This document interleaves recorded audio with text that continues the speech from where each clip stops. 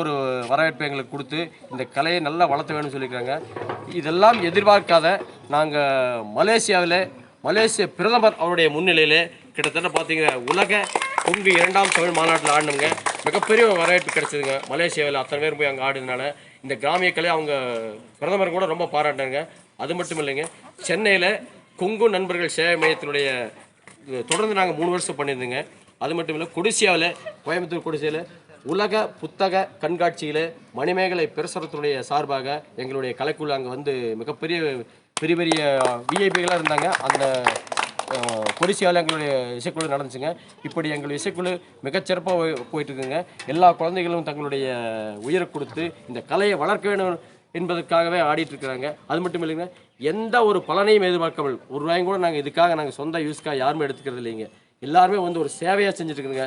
இவரெல்லாம் பார்த்தீங்கன்னா வயசு 45 ஆகி போச்சுங்க, 60 ஆகி போச்சு, 55 ஆகி போச்சுங்க. எல்லாரும் நல்லா பண்ணிட்டு இருக்குங்க. அது மட்டும் இல்லை, இவர் வார்டு மெம்பருங்க ஆறுச்சாமி, ஆராக்குளம் ரவி, இவங்கெல்லாம் வந்து எங்களுக்கு நல்ல ஒத்துழைப்பு கொடுத்துருக்காங்க. தாய்மண் அறக்கட்டளையுடைய தலைவர் ஒத்துழைப்பு கொடுத்துருக்காருங்க.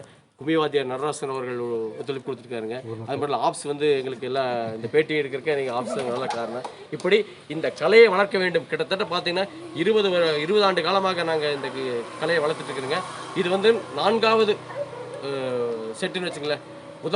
முதல் வந்து இவங்களுடைய அம்மாவுக்குள்ள ஆடிட்டு இருந்தாங்க. அதுக்கு முன்னாடி அவங்க அம்மாவில் ஆடிட்டு இருந்தாங்க. இப்படியே நாங்கள் தொடர்ந்து ஆடிக்கொண்டு இருக்கிறோங்க. இனி அடுத்ததும் ஒரு செட்டு நாங்கள் ஏற்பாடு பண்ணிட்டு இருக்கிறோங்க. இந்த கலையை வளர்க்க வேண்டும், இந்த கலை என்றும் அழிந்து விடக்கூடாது என்ற ஒரே ஒரு நோக்கத்திற்காக இந்த கலையை நாங்கள் வளர்த்து கொண்டிருக்கின்றோம். அதாவது அண்ணா சொன்ன மாதிரி, அதாவது இவர் வந்து இந்த குழந்தைங்களாம் பார்த்து அங்கே லாஸ்ட் இச்சோடில் இருந்த குழந்தைங்க தான் இன்றைக்கி இந்த அளவுக்கு வாழ்ந்துருக்காங்க. அதாவது மலேசியா எல்லா பக்கம் சுற்றுகளில் போய் இன்றைக்கி நல்லா வாழ்ந்துருக்காங்க.